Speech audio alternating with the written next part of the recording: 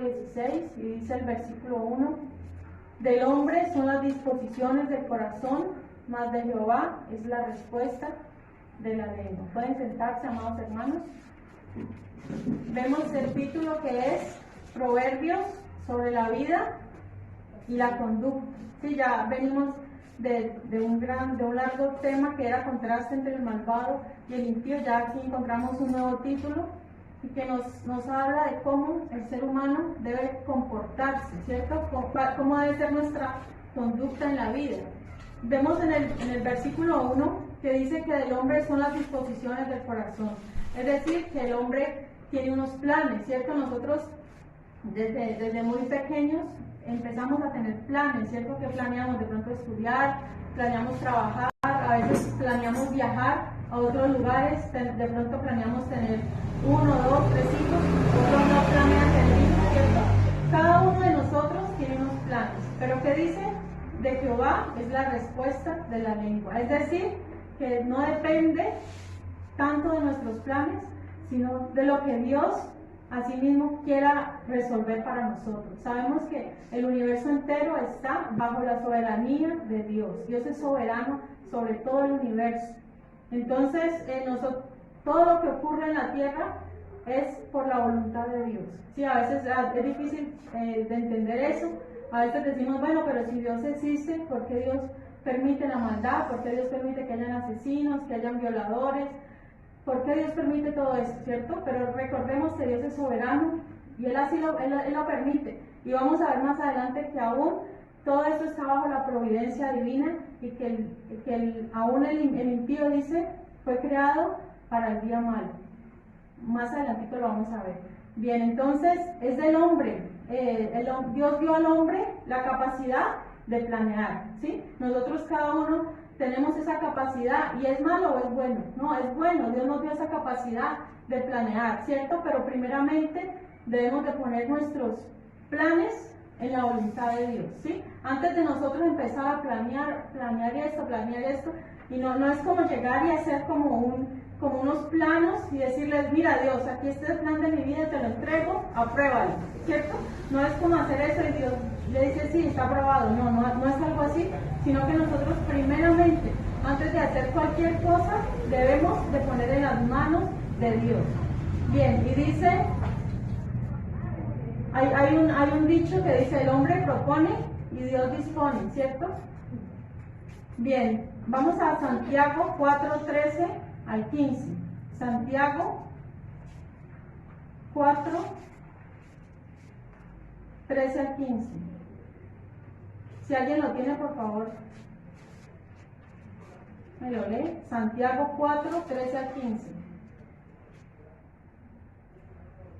Vamos ahora, los que decís, hoy y mañana iremos a tal ciudad y estaremos allá un año, y traficaremos y ganaremos, cuando no sabéis lo que será mañana, porque ¿qué es vuestra vida? Ciertamente es neblina que se aparece por un poco de tiempo y luego se desvanece. En lugar de lo cual deberíais de decir, si el Señor quiere, viviremos y haremos esto o aquello. Amén. Mire que el hombre siempre dice, mañana tengo un viaje, ¿cierto? Tengo planeado un viaje, y muchas veces hablamos orgullosamente creyendo que nosotros tenemos el control de nuestra propia vida, ¿cierto? Pero mire que no siempre es así. O sea, nosotros no podemos decir, voy a ir mañana a Cali, sino primeramente, Señor, si tú lo quieres, si tú me guías, si tú me ayudas, yo voy a ir a Cali, ¿verdad? Porque de poner siempre en la voluntad de Dios nuestra vida. Porque cuántas personas no planean un viaje y al otro día ya tristemente ya no pueden, ¿cierto? Ya la vida les es cortada. Pero entonces poner siempre en la voluntad de Dios. Y otra donde dice, pero la respuesta de la lengua es de Jehová. Podemos ver un ejemplo. Mire, unas veces pensamos algo, pero a veces Dios cambia los planes. Yo creo que muchas veces de pronto nosotros, algunas veces tenemos un mensaje para dar y muchas veces Dios nos cambia el mensaje, ¿sí? ¿Por qué? Porque Dios tenía otros planes. Mire que algo pasó con Balaán, si recordamos, este profeta del Antiguo Testamento. Este hombre, mandado por el rey Balac, un rey moabita, este rey le mandó a que maldijera al pueblo de Israel. Le dijo, vaya, por dinero ¿cierto? Y maldigan a ese pueblo. ¿Y qué hizo Balaam? Balaam, él se paró, ¿cierto? Y quería ir y maldecir al pueblo de Israel. Eso es lo que pensaba tanto el rey como Balaam. Pero al final, ¿qué pasó? Si vemos ahí en el libro de Números, al final empezaba a dar una bendición para el pueblo de Israel. O sea que Balaam tenía un plan, ¿cierto?, para maldecir al pueblo de Israel, pero Dios cambió eso y tuvo que bendecir al pueblo. Entonces eso es una señal de que no depende de nosotros, ¿sí? Muchas de los planes que tengamos no depende de nosotros, sino que depende de Dios. Por eso nosotros debemos antes de planear cosas, primeramente poner todo en la voluntad de Dios, porque de Él es la respuesta de la lengua. Versículo 2 dice: todos los caminos del hombre son limpios en su propia opinión, pero Jehová pesa los espíritus. ¿Cuán difícil es reconocer que estamos haciendo algo malo, ¿cierto? ¿Cuán difícil es reconocer que nuestros caminos andan mal? Es algo así como el autoengaño. Vamos a ver 3 autos allí: el autoengaño, el autojuzgarnos y el autojustificarnos. Eso siempre va a pasar con nosotros, ¿cierto? Estamos engañados, ¿cierto? Creyendo que esto es lo bueno, esto es lo correcto. Pero ¿qué pasa? En la Biblia es ese espejo que nos muestra que no todo lo que nosotros consideremos que está bien, realmente está bien. Las personas eligen su camino, las personas eligen por dónde andar y están limpios. Dicen: no, este es el camino que debo seguir, esto es lo correcto, ¿cierto? En su propia opinión. Pero la Biblia dice que no seas sabio en tu propia opinión. O sea, nosotros no debemos porque nosotros lo pensamos que así es, que así será. Nosotros debemos de primeramente que el Señor nos examine. Hay un salmo que dice: examíname, oh Dios, y conoce mi corazón, pruébame y conoce mis pensamientos, y ve si hay en mí camino de perversidad, y guíame por el camino eterno. O sea que nosotros debemos de poner primeramente nuestros caminos en la presencia de Dios, en la voluntad de Dios. Dice: Jehová es el que pesa los espíritus. Mire, el hombre puede decir: sí, yo ando bien, esto está bien, pero Dios es el que pesa los espíritus, ¿cierto? ¿Cómo será? ¿De qué manera Dios pesa los espíritus? A través de su palabra. Sí, la palabra de Dios, lo que les decía ahora, es como nuestro espejo. En ella debemos ver reflejado nuestro rostro, cómo está nuestro caminar. La palabra de Dios dice: ella es la que juzgará en el día postrero a todos los hombres. La palabra de Dios es quien juzgará. Bien, vamos allí.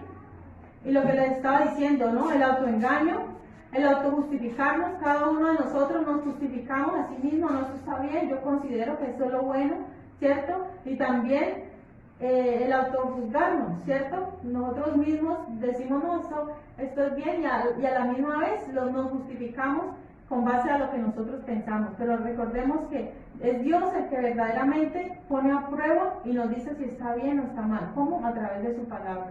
Versículo 3 dice: encomienda a Jehová tus obras y tus pensamientos serán afirmados. Nuevamente vemos que todo tiene que ver con lo mismo, ¿cierto? Nosotros mismos muchas veces no sabemos de qué manera actuar, no sabemos de qué manera corregirnos a nosotros mismos. Pero ¿qué es encomendar? Encomendar es entregar en las manos de Dios nuestro destino. Lo que el Señor desea es que cada uno de nosotros digamos: Señor, yo encomiendo a ti mi vida. ¿Por qué? Porque yo muchas veces no sé cómo dirigirme. ¿Cuántas veces nosotros nos encontramos en un camino y no sabemos, bueno, a la izquierda o a la derecha, hacia dónde voy, Señor? Pero si nosotros encomendamos a Jehová todas nuestras obras, dice que nuestros pensamientos serán afirmados. Es decir, Él va a dar claridad a nuestra vida. Mire, Dios sabe quién es el que realmente desea la guianza y la dirección de Dios. Cuando nosotros realmente queremos que Dios nos dirija, Él lo va a hacer.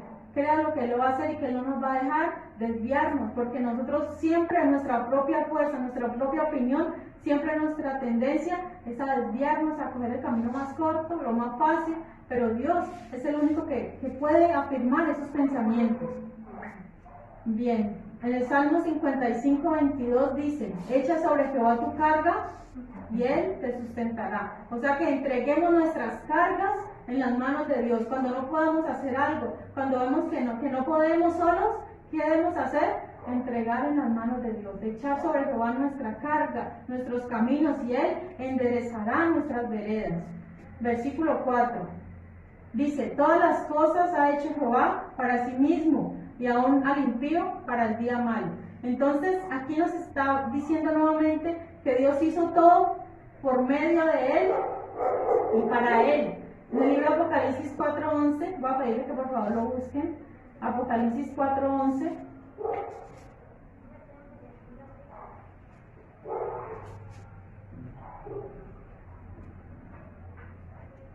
Señor, digno eres de recibir la gloria y la honra y el poder, porque tú creaste todas las cosas y por tu voluntad existen y fueron creadas.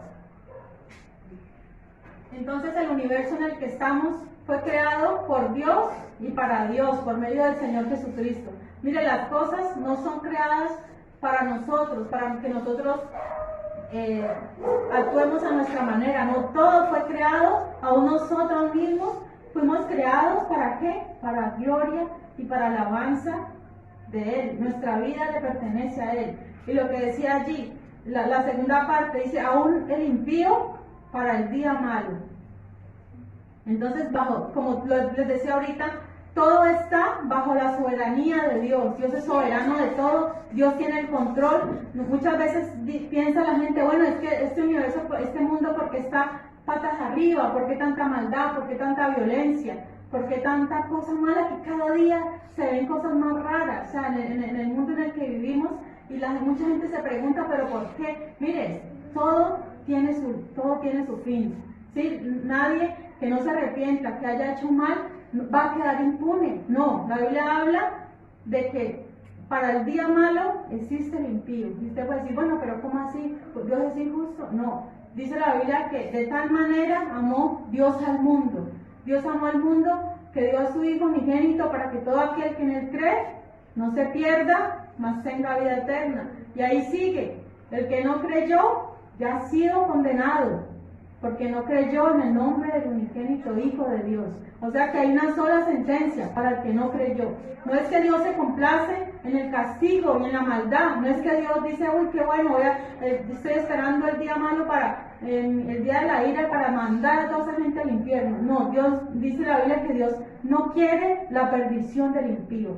Por eso Jesucristo, mire, es que precisamente por eso Dios envió a Jesucristo. ¿Para qué? Para perdonarnos, para limpiarnos. Pero ¿qué pasa? Lo que pasa es que el hombre, en su desobediencia, en su rebeldía, en su rebelión contra Dios, el mismo hombre ha querido alejarse. El mismo hombre es culpable por su propio castigo. No podemos culpar a Dios. Y muchos dicen, pero es que si Dios es un Dios de amor, ¿cómo va a permitir que mandar a personas al infierno? Pero lo estamos viendo. Dios, de todas maneras, de muchas maneras, está hablando: arrepiéntanse, arrepentidos y convertidos y creer en el Evangelio. El Señor siempre está haciendo el llamado, 1, 2, 3, 4 veces, muchas veces el Señor llama al hombre al arrepentimiento, pero es el hombre el que se ha alejado de Dios. Mire que el Señor Jesús le hace un llamado a las personas: acercaos a mí y yo me acercaré a vosotros. O sea que somos nosotros, la responsabilidad nuestra ¿de qué? De acercarnos a Él, porque Él ya hizo el sacrificio,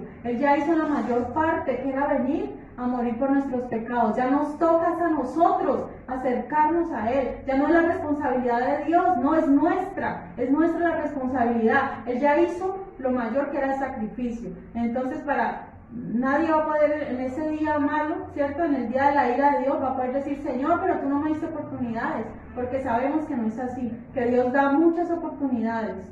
Pero llegará el momento en el cual ya no habrá nada más que hacer. Las puertas del cielo todavía están abiertas para todo aquel que quiera. Pero llegará un momento en el cual, tristemente, van a ser cerradas. Y nada podemos hacer nosotros. Versículo 5 dice: abominación es a Jehová todo altivo de corazón. Ciertamente no quedará impune. Aquí nuevamente vemos que hay algo que el Señor aborrece, ¿cierto? Dice en el Proverbio 6:16, dice: 6 cosas aborrece Jehová y aún 7 abomina su alma. ¿Qué es lo primero? Los ojos altivos, la lengua mentirosa, las manos derramadas de sangre inocente, el corazón que maquina pensamientos inicuos, los pies presurosos para correr al mal, el testigo falso que habla mentiras y el que siembra discordia entre hermanos. Pero ¿quién está encabezando esa lista? Los ojos altivos, ¿cierto? Y aquí ya nos está hablando de altivez de corazón, o sea que hay personas que tienen ojos altivos y tienen corazón altivo, pero es abominación a Dios, o sea, a Dios no le agrada la altivez, ¿cierto? Muchas veces, ¿por qué hay altivez? Cuando consideramos que no necesitamos de Dios. Mucha gente que por el dinero, eso los hace altivos. Uno muchas veces los invita, los evangeliza, y como tienen dinero no necesitan, ¿cierto? No necesitan de pronto un milagro ni nada, entonces con altivez cierran su corazón a Jesucristo. Pero dice la Biblia que Jehová aborrece al altivo, ¿cierto? Muchas veces somos humildes, pero cuando necesitamos un favor de Dios, cuando necesitamos que Dios haga un milagro, que Dios nos sane, que Dios haga algo por un familiar que está grave, así somos humildes y sí venimos, oramos, pero lo que Dios desea es que nuestra actitud siempre, así no tengamos necesidad, siempre debemos ser humildes ante Dios. ¿Por qué? Porque dice la Biblia que no quedará impune, o sea que hay un castigo, hay una consecuencia para aquel que es altivo de corazón. Dice, y recordemos algo, el castigo está asegurado para los altivos, como le ocurrió a Lucifer. Recordemos que la altivez, el orgullo, es el pecado en el cual, imagínense el cielo, un lugar santo, un lugar donde habita la presencia de Dios, y allá comenzó la altivez, la arrogancia de este ser que quiso ser semejante a Dios. Pero ¿cuál fue su castigo? Dice la Biblia que fue lanzado a la tierra, ¿cierto? Como un rayo, y dice que vino a ser como un vástago abominable, así lo llama la Biblia, vino a ser como nada, después de que era el ángel protector, el ángel querubín, un ángel acabado de hermosura, ¿cómo vino a quedar? Como un vástago abominable, que dice la Biblia que solo quedaron cenizas de lo que él era, o sea, de lo que Lucifer fue un día, ya no queda nada, de esa belleza, de esa hermosura, solamente queda horror, queda, mejor dicho, si nosotros pudiéramos ver la cara del diablo, ¿cierto? Físicamente quedaríamos aterrorizados, es una cosa espantosa, horrible. ¿Por qué? Porque dice la Biblia, el Señor le dijo, y dejarás de ser, o sea, que dejará de ser lo que él era, la bella persona que él era, de eso ya no queda nada. ¿Por qué? Por el orgullo. Y todo aquel que es orgulloso, que es altivo, dice la Biblia, sois de vuestro padre el diablo. O sea que si algún día nosotros tenemos orgullo, recordemos lo que le pasó a Lucifer. A cualquiera de nosotros, si somos orgullosos, nos puede pasar también lo mismo, porque el Señor mira de lejos a los altivos. Bien, estamos en el versículo 6. Dice, con misericordia y verdad se corrige el pecado, y con el temor de Jehová los hombres se apartan del mal. Entonces, mire, aquí vemos dos puntos importantes, dos virtudes, la misericordia y la verdad. ¿Qué es la misericordia?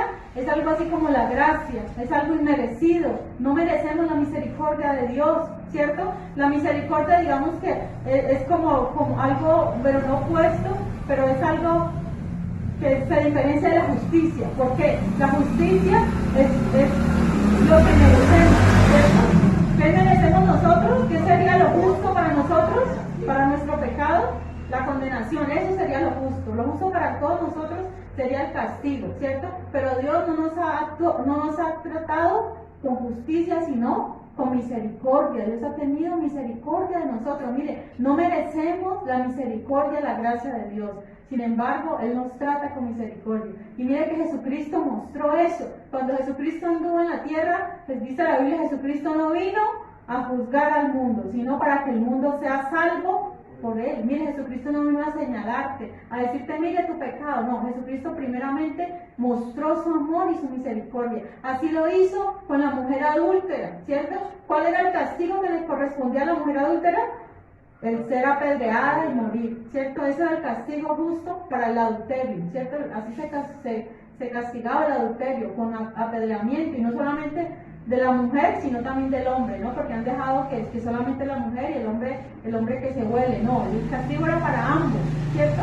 Pero ¿qué pasó? Jesucristo, vemos que le dijo, vete y no peques más. Ahí Jesucristo mostró las dos cosas. ¿Qué mostró? mostró la misericordia y la verdad. ¿Cuál era la verdad? La palabra de Dios, que es necesario arrepentirse y apartarse del pecado para poder alcanzar misericordia. Entonces Jesucristo mostró misericordia con la mujer adúltera, también lo mostró con la mujer samaritana, ¿cierto? La mujer samaritana había tenido 5 maridos, ¿cierto? Y estaba con el sexto en ese momento, pero Jesús mostró misericordia y verdad, y cierto, y aquí podemos ver esa obra maravillosa que Jesús nos lo demostró con su propio ejemplo. Dice, con misericordia y verdad se corrige el pecado. Entonces, así mismo, nosotros los que estamos aquí en este momento, esta palabra es para cada uno de nosotros. Dios tiene misericordia de todos nosotros. Todos nosotros podemos hoy alcanzar la misericordia y la verdad. La verdad es Jesucristo.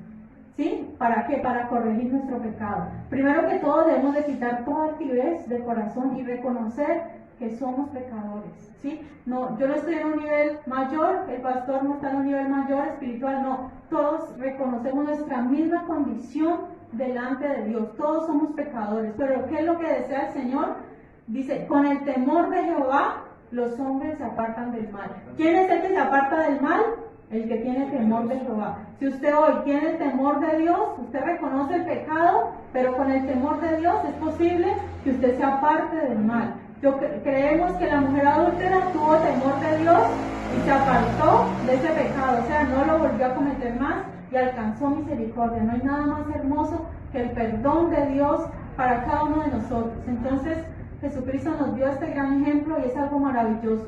Mire que en el Salmo 103 es un salmo muy hermoso, donde Jesús mostró misericordia.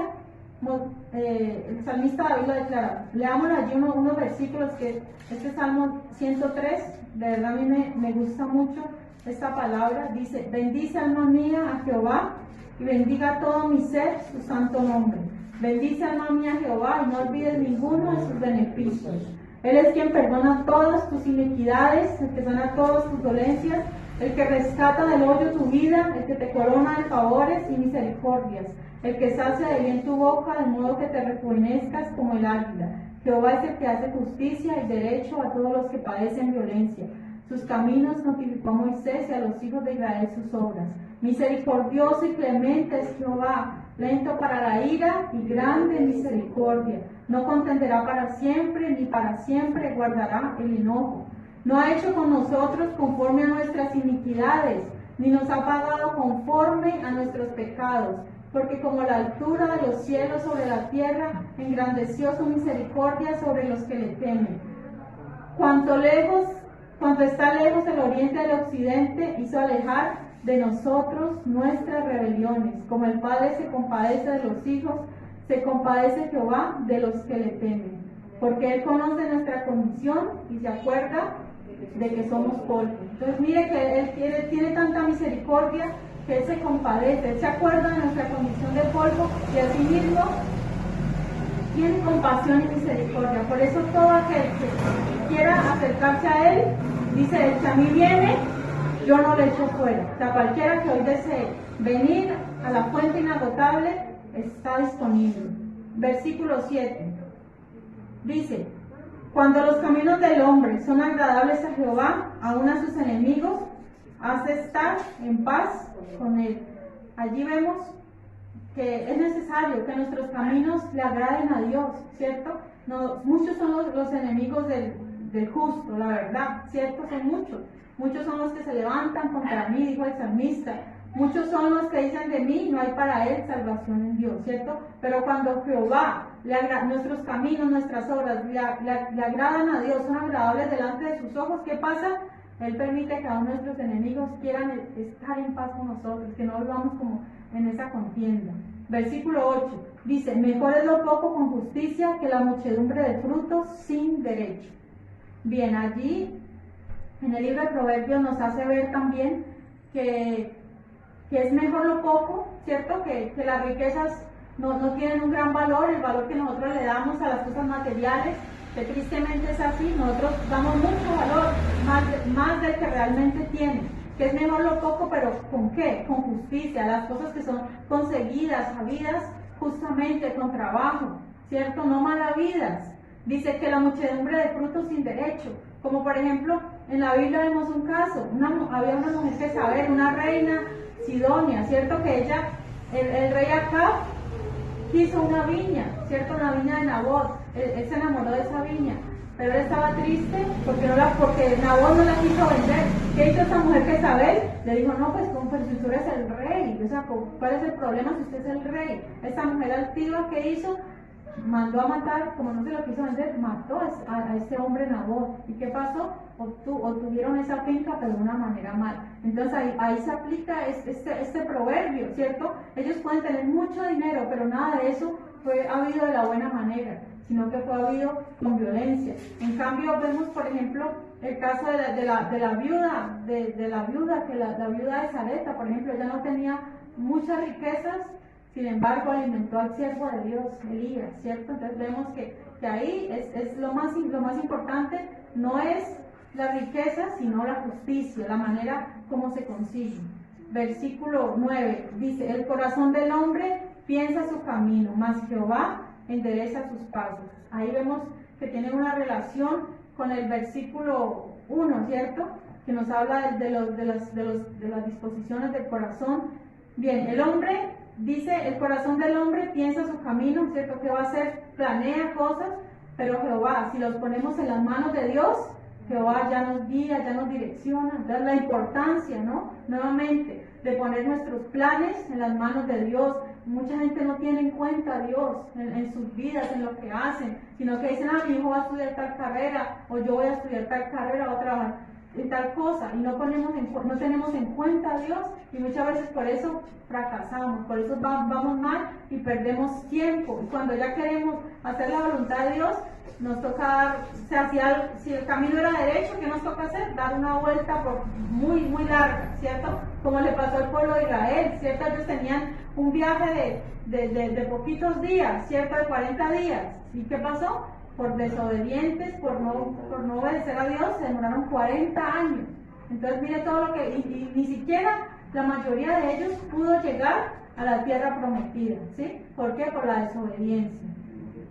Bien, estamos entonces en el versículo 10. Dice, oráculo hay en los labios del rey, en juicio no prevaricará su boca. Es decir, que cuando un rey es sabio, ¿sí? Es como si hablara lo que Dios le mandó.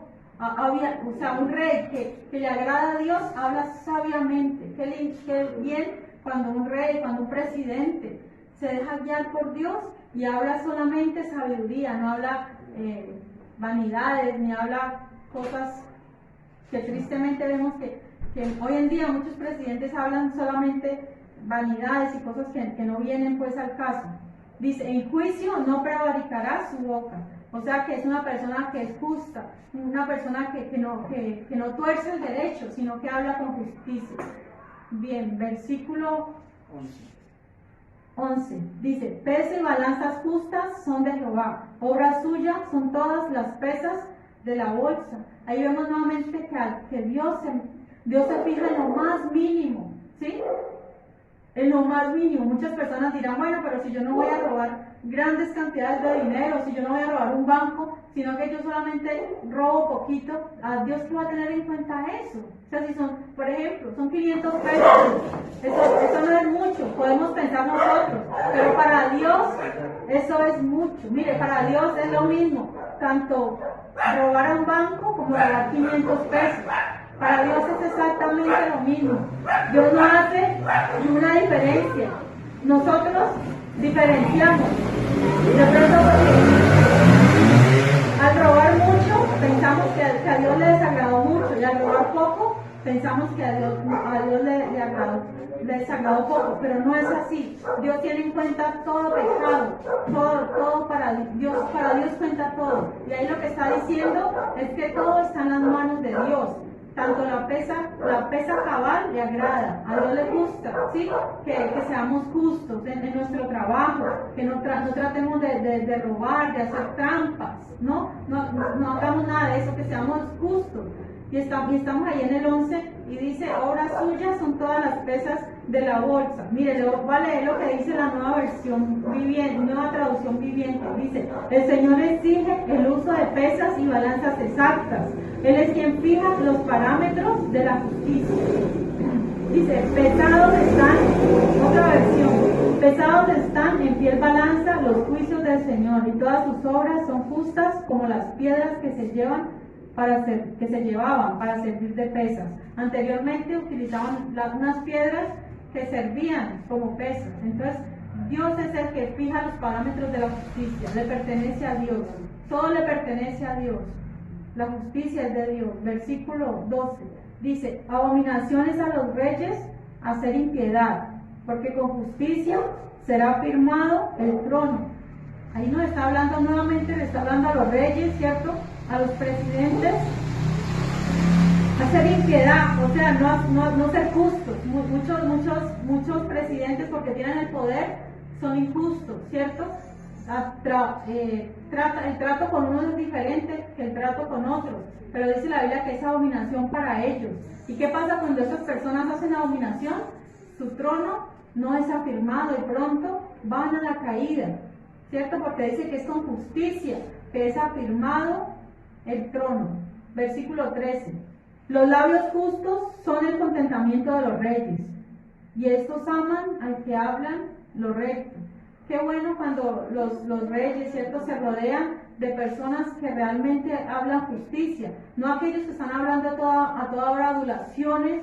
Ay, sí, rey, usted es lo mejor, y a toda hora adulan, pero en realidad no le están diciendo los errores, no están aconsejando bien. Recordemos un hombre en la Biblia que sí hablaba con justicia, que hablaba rectamente.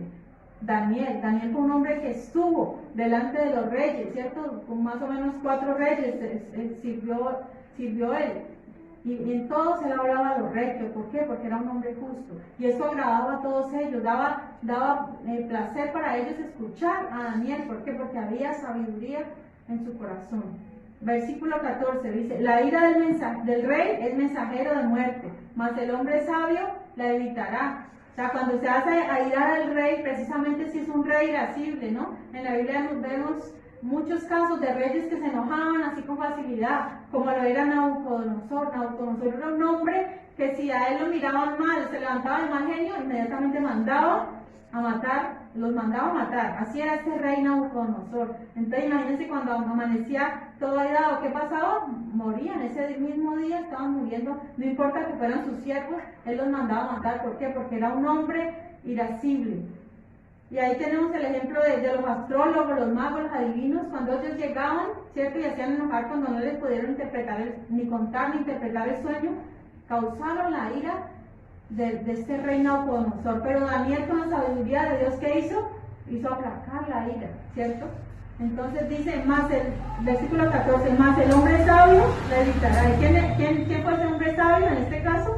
Daniel. Daniel fue este hombre sabio que permitió que el rey se aplacara en su ira. Versículo 15 dice, en la alegría del rostro del rey está la vida, y su benevolencia es como nube de lluvia tardía. Bueno, tiene relación, estos dos versículos tienen relación, ¿cierto? Cuando el rey está alegre, pues es como, pues qué alegría, ¿cierto? Qué alegría que el rey hoy amaneció de buenas pulgas. El rey hoy no está irascible, no, el rey está feliz. ¿Y qué pasó?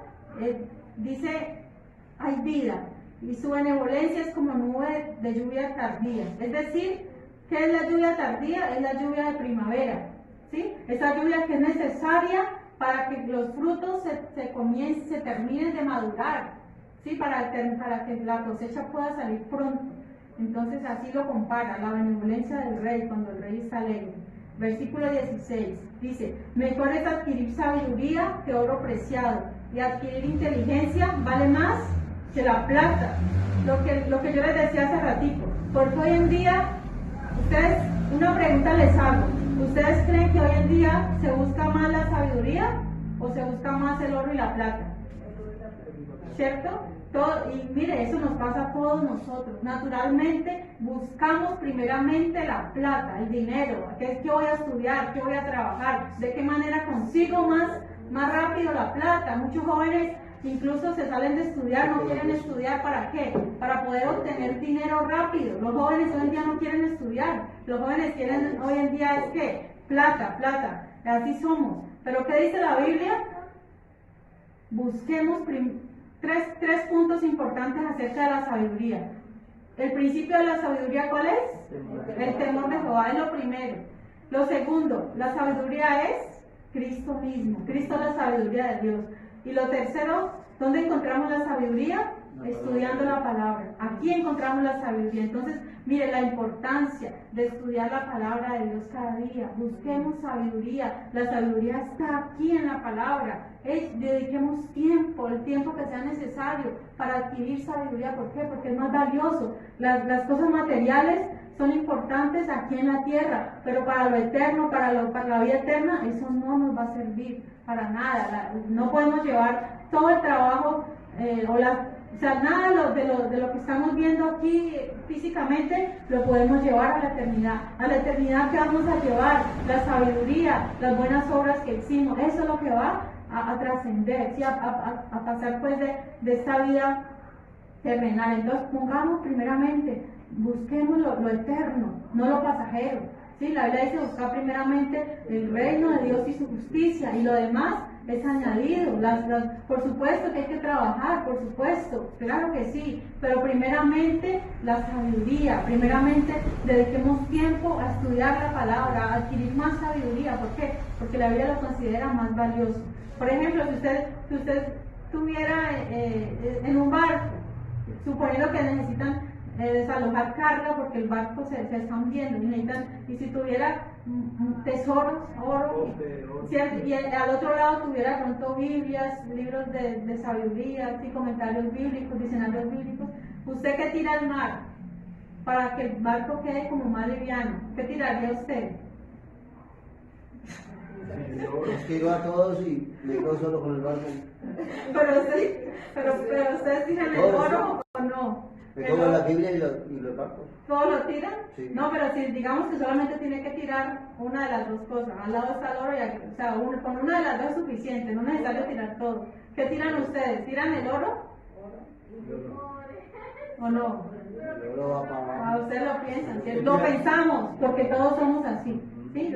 Todos, yo creo que nosotros el oro lo tratamos de conservar hasta el último momento, hasta que la falla no llegue aquí, tratamos, porque esa es la naturaleza humana. Pero, sin embargo, nosotros podemos ver que realmente sí estamos buscando de Dios. El hecho de que estemos aquí es porque estamos buscando la sabiduría. Bien, entonces, ¿dónde quedamos? Estamos en el versículo 17. Dice, el camino de los rectos se aparta del mal. Su vida guarda el que guarda su camino. Entonces, ¿qué pasa? Si usted anda en rectitud y usted ve que le están haciendo una mala oferta, que algo está mal, usted dice, no, esto no es usted ya tiene el discernimiento, el conocimiento y sabe que eso no es bueno. ¿Qué hace usted? Se aparta del mal y continúa su camino angosto, ¿cierto? ¿Por qué? Porque si usted ama su vida, usted guarda su alma, guarda su vida del mal camino. Si no la ama, eso lo leíamos antes, ¿no? El que no ama su vida, pues se sigue por su mal camino y es necio. Pero lo que dice, su vida guarda el que guarda su camino, o sea que la ama. Versículo 18 dice, antes del quebrantamiento es la soberbia, y antes de la caída, la altivez de espíritu. Nuevamente, ¿no? Vemos que lo que es la soberbia, ¿cierto? Entre más alto suba una persona, más dura será su caída, más más estrepitoso será el golpe que se va a dar, porque la Biblia lo dice, ¿cierto? Todo aquel que es altivo y que es soberbio está condenado a la caída. O sea, es inevitable que el altivo, que el orgulloso tenga su caída y que esté quebrantamiento de espíritu, ¿cierto? ¿Qué es quebrantamiento? Que en algún momento tenga que reconocer su mal. Entonces, eso, si usted conoce una persona soberbia y que aún no le ha pasado nada, en algún momento va a venir su quebrantamiento, ¿cierto? Y dice, antes de la altivez de espíritu. Entonces, nuevamente el Señor hace el llamado a la humildad. Bien, recordemos algunos de los personajes bíblicos que fueron altivos y que vimos su caída. Por ejemplo, vimos a Faraón, ¿cierto? vimos a Nabucodonosor, vimos a Sennacherib, vimos a Herodes, el mismo Lucifer, Vamos a saber. Jezabel, vimos a Amán, a Goliat, ¿cierto? Goliat era un gigante que desafiaba al pueblo de Israel y él fue orgulloso, soberbio y todos vimos, o sea, vimos la caída de todos ellos, Pilato ¿cierto? también. ¿A quién? Pilato. A Saúl, Saúl también, a todos ellos vimos por la soberbia, ¿cierto? Por la desobediencia. Bien, versículo 19. Dice, mejor es humillar el espíritu con los humildes que repartir despojos con los soberbios. Nuevamente estamos viendo que es mejor, miren, no debemos incluso, ¿cierto? Relacionarnos con personas altivas, ¿sí? Es mejor estar, digamos, humillar el espíritu, estar con aquellas personas humildes ¿qué son los despojos? Bueno, las riquezas, el botín, con los soberbios que están entre ellos. ¿Por qué? Porque al Señor eso no le agrada. El Señor no habita en medio de la soberbia. El Señor habita con los contritos de espíritu, con los humildes de espíritu. Entonces recordemos siempre eso. El Señor está cerca de los humildes, más mira de lejos a los altivos. Y no importa cuántas riquezas tengan, a Dios no le agrada, Dios se aleja y los mira de lejos. Versículo 20 dice, el entendido en la palabra hallará el bien y el que confía en Jehová es bienaventurado. Nuevamente, ¿cómo hacemos nosotros para ser entendidos en la palabra? Pues leyéndola, buscándola, estudiándola, escudriñándola, así, no, como siempre les he dicho, nadie nace siendo sabio. Ninguno de nosotros va a decir, sí, yo nací con una sabiduría increíble, yo desde pequeñito ya me sabía. No, todos nacimos siendo necios, ¿cierto? Todos nacimos siendo rebeldes, desobedientes a nuestros padres. ¿Por qué? Porque es nuestra naturaleza humana. Pero la sabiduría se va aprendiendo ¿cómo? A través del estudio, a través del conocimiento, a través de la instrucción de nuestros padres. Así es como vamos adquiriendo inteligencia, entendimiento.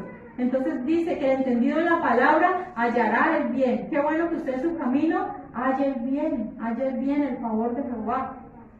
Y el que confía en Jehová, ¿qué es? Bienaventurado. ¿Y qué es bienaventurado? Es feliz, 3 veces feliz. Entonces es bienaventurado, ¿cierto? El que confía en Jehová. ¿Cuántos confiamos en Jehová? Amén. Amén. Mire, a pesar de los problemas que podamos tener, nosotros confiamos en Él. A pesar de, mire, a nuestra vida llegan problemas, llegan situaciones difíciles, llegan necesidades, llegan pruebas, pero yo confío en Él, ¿cierto? Como dijo Job, aunque Él me mate, yo confío en Él. Bien, versículo 21. Dice, el sabio de corazón es llamado prudente y la dulzura de labios aumenta el saber. Nuevamente habla de la sabiduría y qué bueno ser prudente, ¿no? ¿En qué se manifiesta la prudencia? Uno, en no hacer cosas alocadas, en no hablar a la ligera, ¿cierto? Eso es ser prudente, el esperar, el calmarse, el no ser acelerado al hacer las cosas. Y dice, la dulzura de labios aumenta el saber. Qué bueno hablar con dulzura. Es tan difícil hoy en día esta parte, ¿no? ¿Cierto? Nosotros nos encontramos en un mundo donde todo el mundo, donde todas las personas a nuestro alrededor, ¿cómo actúan? Groseramente. ¡Ay, muévale! ¡Ay! ¿Cierto? Donde muchas veces no se dice gracias, no se pide el favor, donde hay altanería, ¿cierto? No hay respeto por los padres. No hay respeto, ¿cierto? Eso se ve mucho, pero la Biblia habla de la dulzura del labio. O sea que una persona que es dulce para hablar, aumenta su saber. Qué bueno, mire, es algo para todos nosotros, para que dice la Biblia que nuestras palabras sean sazonadas con sal, ¿sí? O sea que hablemos limpiamente, con pureza, con amor. Versículo 22, dice, manantial de vida es el entendimiento al que lo posee, mas la erudición de los necios es necedad. Qué bueno, nosotros sabemos que el manantial de vida está en Jesucristo, dice que es la fuente inagotable, y así dice, manantial de vida es el entendimiento al que lo posee. Qué bueno el que tiene entendimiento, ¿cierto? ¿Por qué? Porque es como un manantial de vida, puede dar vida. Si nosotros somos entendidos en la palabra de Dios, cualquier persona puede encontrar en nosotros esa fuente, ¿sí? Esa fuente de vida, ¿verdad? Porque en nosotros está el Señor Jesús. Un consejo. Exacto, un consejo que podamos dar en un momento de crisis. Dice, más la erudición, o sea, la palabra erudición quiere decir que es como experto en algo, en algún tema. Pues aquí la erudición de los necios es más necedad. O sea, en los necios solamente se encuentra necedad. ¿Por qué? Porque ellos mismos no quieren salir de su necedad, sino que quieren continuar como en un círculo vicioso. Versículo 23 dice: el corazón del sabio hace prudente su boca y añade gracia a sus labios. Vemos que en el libro de Proverbios se encuentra mucho estos temas de qué, de callar, ¿cierto? De hablar con prudencia, de no hablar aceleradamente, dice, y añade gracia a sus labios, de no hablar a la ligera, porque nosotros somos muy dados a ofender con nuestras palabras. Esta es la tendencia de todo ser humano. Si no me gustó algo que hago, lo ofendo, respondo, y la otra persona que hace lo mismo, responde de la misma manera. Ahí es como una lucha, ¿cierto? A ver cuál ofende más y cuál gana el pleito. Es cierto, se vuelve como una competencia. Cuando empezamos un pleito, sea con un vecino, sea con un familiar, o en la calle, con un desconocido, pero eso pasa, ¿cierto? Cada uno quiere ganar el pleito, de eso se trata, ofender más, ¿cierto? En el tránsito, si usted va en su carro, en su moto, y el otro le dijo una mala palabra, ¿usted cómo responde? De peor, ¿cierto? Si le dijeron algo liviano, usted responde más y así. Pero ¿qué dice la Biblia? Nuestro corazón es necio, si actuamos de esa manera. Miren, nosotros siendo sabios podemos actuar como necios, es una triste realidad. Dice: el corazón del sabio hace prudente su boca y añade gracia a sus labios. Es mejor callar. La Biblia nos llama prudente al que es capaz de dominar sus labios. Versículo 24 dice: panal de miel son los dichos suaves, suavidad al alma y medicina para los huesos. Nuevamente, ¿cierto? Qué bueno, de pronto cuando alguien está en el desierto se utilizaba mucho esto, ¿cierto? Andaban ellos por el bosque o por algún desierto, no sé, dicen de pronto encontrar miel. Qué bueno, eso reconfortaba el alma, eso daba fuerza, daba vigor y daba alegría, ánimo para continuar el camino. Así dice: como panal de miel son los dichos suaves. O sea, cuando nosotros hablamos suavemente, eso va a traer dulzura. Dice: suavidad al alma y medicina para los huesos. Miren, nuestras palabras pueden ser, hoy en día se utiliza mucho la palabra tóxico, ¿cierto? Llegó la tóxica, llegó el tóxico, pero también se utiliza la palabra vitamina. Hay personas que son como vitaminas para otros, ¿cierto? Casi no existen, pero las hay, ¿cierto? ¿Quién es una persona vitamina, por ejemplo? Si le llamamos así, es esa persona que siempre está animando, que siempre, ¡ay, qué lindas! O sea, no estamos hablando de lisonjas ni adulaciones, sino de ánimo. Una cosa es adular a otra persona y otra cosa es animarla para que siga adelante, ¿cierto? Para que, vas bien, para que continúe en su camino, para que avance. Entonces, qué bueno traer esta suavidad y traer esa medicina a los huesos. Mira que con nuestras palabras tienen poder. ¿Para qué? Si alguien está maluco, digámoslo así, tienen el poder para aliviar a alguien. Con las palabras tienen ese poder, tienen ese efecto sobre alguien, o de enfermar o de mejorar. Allí lo dice, ¿sí? Entonces, qué bueno que nuestras palabras sean conforme a la palabra de Dios, que puedan reconfortar. Versículo 25. Dice: hay camino que parece derecho al hombre, pero su fin es camino de muerte. Este versículo ya lo habíamos leído ahí en el libro 14:2, en el capítulo 14:12.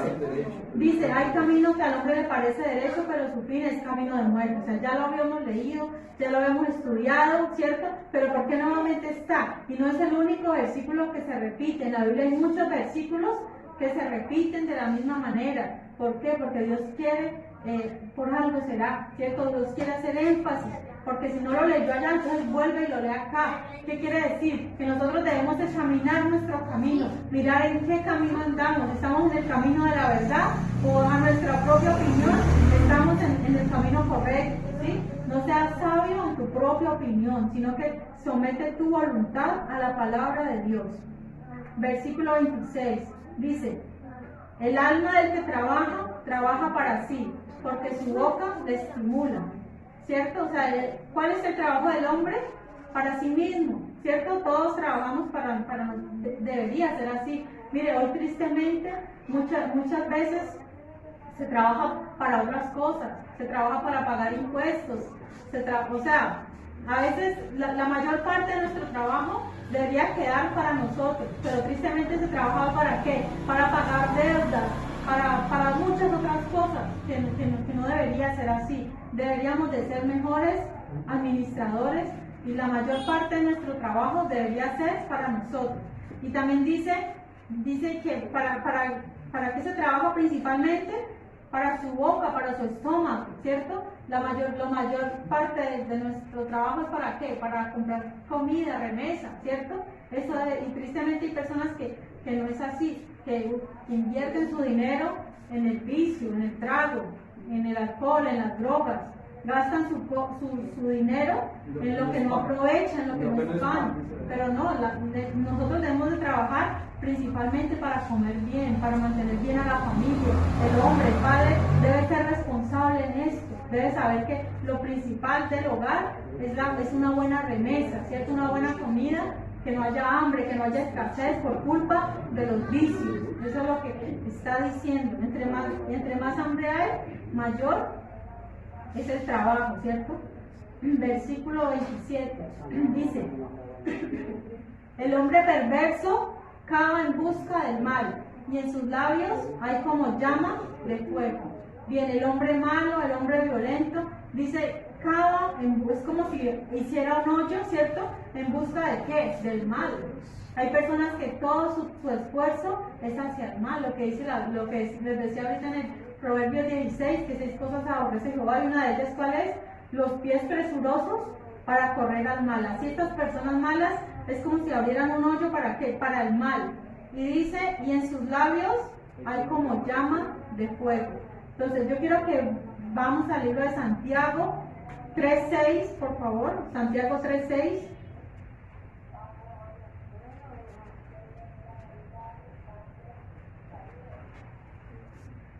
Si alguien lo tiene, por favor, Santiago 3:6.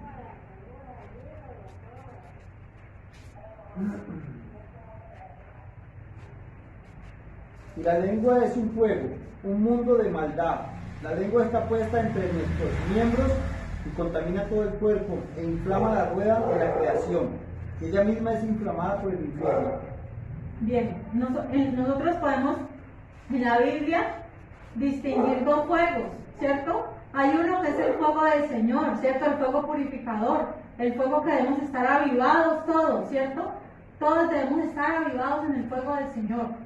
Pero hay otro fuego que es el fuego destructor, ¿cierto? Allí lo vemos, ¿cierto? Ese fuego que destruye las demás personas. Hay personas que les gusta la contienda, les gusta el pleito. Y así la Biblia dice que la lengua es comparada como a ese fuego que produce ese fuego destructor, que dice que la misma lengua es inflamada por la rueda, por el infierno, ¿cierto? Increíblemente eso ocurre. Hay personas que les gusta el mal, se deleitan en los pleitos, en las contiendas. Entonces debemos de tener mucho cuidado con nuestras palabras, cuidado con hablar, con formar fuegos donde no los hay.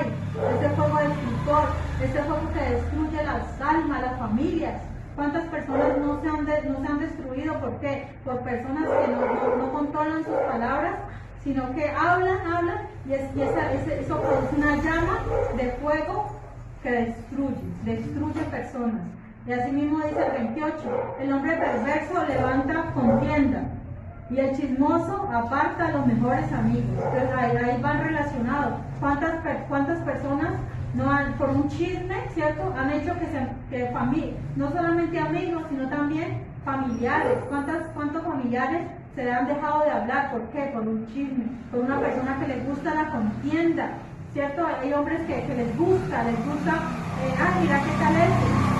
Y usted va a confrontar a esa persona y esa persona no es capaz de sostener, esa persona evade. ¿Por qué? Porque sabe que es mentira, que es chisme lo que está diciendo. Entonces que el Señor nos guarde de actuar como esas personas malas, como esas personas perversas. Versículo 29 dice: el hombre malo lisonjea a su prójimo y le hace andar por camino no bueno. Entonces nuevamente está hablando del hombre malo, del hombre violento. ¿Y qué es una lisonja? Una lisonja es una adulación. Sí, ahí ya lo malo. Mire, una persona que no nos quiere, digamos, solamente nos está a toda hora, nos está adulando, lisonjeando, pero nunca es capaz de corregirnos con amor, ¿cierto? Porque para corregir hay que corregir con amor, sino que todos se pasan los errores por alto, y tampoco. ¿Por qué? Porque si una persona solamente se la pasa lisonjeando, es como una persona manipuladora, ¿cierto? ¿Por qué? ¿Cuál es el propósito de las lisonjas? Hacer que esa persona haga lo que ella quiere, y se le hace andar por camino no bueno. O sea, que mire que es una persona manipuladora. ¿Por qué? Porque a través de lisonjas le está manipulando para que haga algo indebido. Ay, mire, si llevamos esta droga a tal parte, todo va a salir bien, mire que usted es un campeón, usted cómo no va a poder, usted puede, y le empieza a adular, a decirle cosas que no son, y esa persona se lo cree y lo lleva a hacer el mal. Entonces, guardémonos de los salameros, de los lisonjeros, de los aduladores, que solamente lo hacen para su propio bien, no porque lo amen a usted, no, eso lo hacen para su propio beneficio, para beneficio de ellos. Versículo 30, dice: cierra sus ojos para pensar perversidades, mueve sus labios, efectúa el mal. Va relacionado a los dos. ¿Qué hace esta persona? Dice, cierra sus ojos para pensar perversidades. Sí, hace gestos con su cara. Dice, mueve sus labios, efectúa el mal. Usted es una persona calculadora que todo lo tiene planeado cómo hacerle, tiene un plan, planea algo. ¿Para qué? Para que usted sea su cómplice, ¿cierto? Para llevarlo al mal. Pero entonces guardémonos de estas personas. Versículo 31, ya estamos acabando. Dice, corona de honra es la vejez que se halla en el camino de justicia. Bueno, no quiere decir que no es la edad misma la que da una corona de gloria, ¿cierto? Porque si no, entonces todos los ancianos serían coronados. No es la edad como tal, sino que dice, sino el que envejece en el camino de la justicia, en el camino de rectitud. Entonces, aquellos ancianos que han envejecido en el camino de la justicia, de rectitud, ellos es como si fueran coronados. Mire que es una virtud llegar a ser ancianos. No toda la gente tiene esa virtud. Muchas personas han muerto jóvenes por causa de su pecado. Dice en otra parte de la Biblia dice que no llegarán ni a la mitad de sus días. O sea que los que han llegado y los que si vamos a llegar no lo sabemos, ancianos, es una virtud, ¿cierto? Pero más si estamos en el camino del Señor. Muchos llegan ancianos tercos, testarudos. Sí, o sea, la edad no garantiza que sea una persona sabia, ¿cierto? Aunque las canas sí ha adquirido experiencia y todo, pero no le garantiza que sea una persona sabia. ¿Por qué? Porque hay ancianos que se quejan de todo, ¿cierto? Que no obedecen la palabra de Dios y murmuran y nunca amaron al Señor. Pero mira, hay ancianos que Dios aún en la última etapa de su vida les da la oportunidad de que se arrepientan y siguen en su necedad y no se arrepienten. Pueden tener más de 70 años y Dios les da la oportunidad. Arrepiéntanse, busquen de Dios. Ya desperdiciaron toda una vida, ya que tienen por perder, y aún así no se convierten al Señor, no entregan los poquitos días o meses o añitos que le queden, no lo entregan a Dios, sino que siguen en su necedad. Qué triste llegar a viejo y no haber aprendido nada, ¿cierto? Haber desperdiciado la juventud, todas las fuerzas y seguir en su necedad. Qué triste es eso. Bien, pero dice, el honor y el respeto en los ancianos es algo que vemos en la Biblia. En la Biblia siempre da una especial respeto y honor a los ancianos. Se respetaba mucho, que hoy en día tristemente en nuestra sociedad no se respeta tanto a los ancianos, ¿cierto? Es triste, pero para la Biblia sí nos enseña a que debemos de honrar a ellos, de que debemos de pedir consejos a ellos, ¿sí? Que en ellos debe haber sabiduría. Versículo 32 dice, mejor es el que tarda en airarse que el fuerte, y el que se enseñorea de su espíritu que el que toma una ciudad. Nuevamente, A través de los proverbios hemos visto que el Señor habla acerca de la ira, de los que se enojan, de las personas que fácilmente, ¿cierto? Son como prender un fosforito con cualquier cosa, se enojan. Entonces el Señor que hace el llamado, mire, que usted sea difícil de que se enoje, que por más de que le estén tratando de una u otra manera de enojar, no, cálmese, tranquilícese. ¿Por qué? Porque es mejor el que tarda en irarse que el fuerte, ¿cierto? Y dice que el que se enseñorea de su espíritu. O sea, mucha gente, muchos príncipes, muchos reyes, muchos conquistadores, conquistaron ciudades, naciones, ¿cierto? Medio mundo, pero no pudieron conquistarse a sí mismos, ¿cierto? Como fue el caso de Alejandro el Grande, ¿cierto? Que conquistó, mejor dicho, todo el mundo conocido, antiguo, o sea, lo conquistó todo, pero no se pudo conquistar a sí mismo, murió joven, murió muy joven, como a los 30, creo que fue que murió. 34. Entonces, mire, murió muy joven y mató a su mejor amigo por la ira. Entonces, mire, esto les pasó a estos reyes, ya Nabucodonosor, Julio César, Napoleón, Alejandro el Grande, conquistaron ciudades, naciones, pero no podían conquistarse a sí mismos, no manejaban su ira, eran personas que se enojaban, se airaban con facilidad. Entonces el Señor está diciendo que si alguien es capaz de controlarse a sí mismo, lo que es el dominio propio, es mejor que todos ellos.